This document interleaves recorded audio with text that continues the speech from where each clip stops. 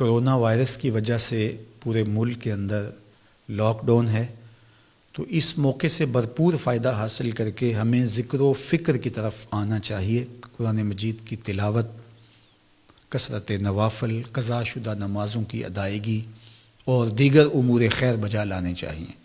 اپنے ماں باپ کی صحبت میں بیٹھنا چاہیے، ان کی دعائیں لینی چاہیے، اپنے بچوں کے پاس بیٹھیں، اور بہت سارے اور امور جو ہم اپنی مصروفیات کے باعث پورے نہیں کر پاتے، تو یہ موقع ہے ان کو پورا کرنے کا۔ لیکن اس موقع سے ناجائز فائدہ حاصل کرتے ہوئے بہت سارے لوگ اپنے مکانوں کی چھتوں پہ دھاتی تاروں کے ذریعے پتنگیں اڑانے کے شغل میں مصروف ہیں، تو اس شغل سے خدا را باز آئیے۔ یہ موقع ایک دوسرے کی مدد کرنے کا ہے، نصرت اور اعانت کرنے کا ہے، نہ یہ کہ مکانوں کی چھتوں پہ کھڑے ہو کے آپ خونی کھیل کھیلیں اور دھاتی ڈور کے ذریعے سے لوگوں کے گلے کٹیں اور لوگوں کو نقصان ہو۔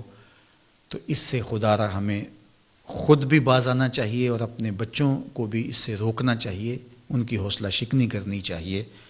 ویسے بھی علماء نے کہا کہ یہ جو پتنگ کٹتی ہے تو بچے اس کو لوٹنے کے لیے دوڑتے ہیں اس کے پیچھے، تو عمومی طور پہ ہمارے ہاں یہ کہا بھی جاتا ہے کہ میں پتنگیں لوٹ رہا ہوں یا لوٹ کے لایا ہوں، تو شرعاً وہ اس کی ملک نہیں تھی، تو وہ کیسے اس کو اپنے پاس رکھ سکتا ہے؟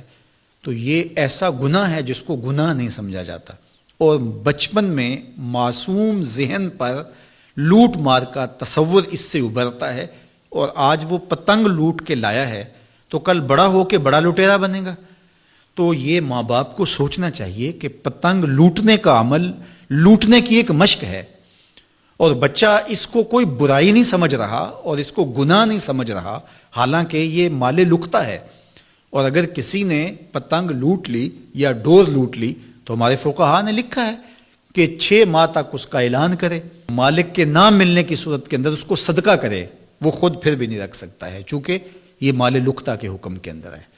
تو عمومی طور پہ ہم بچے کو بھی شاباش دیتے ہیں، اس کو بڑا دلیر قرار دیتے ہیں کہ اس نے اتنی پتنگیں لوٹی، آج اس کا یہ کمال ہے۔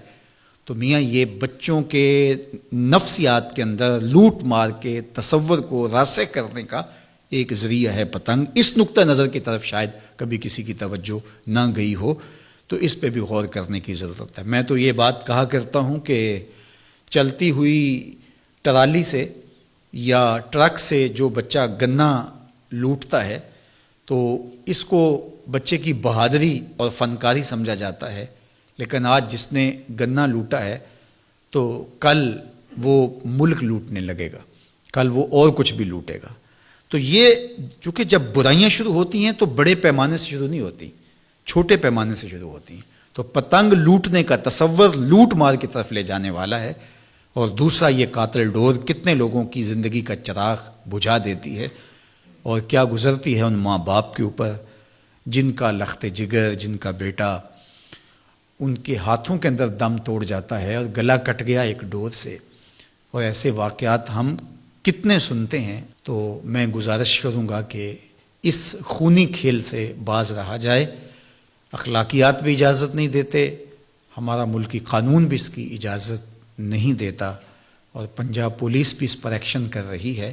ان کے ساتھ تعاون کیجیے اور اپنے گرد و پیش کے ماحول کی انہیں خبر بھی کیجیے، خود بھی بچیے، اپنی اولادوں کو، بچوں کو بھی اس سے محفوظ رکھیے۔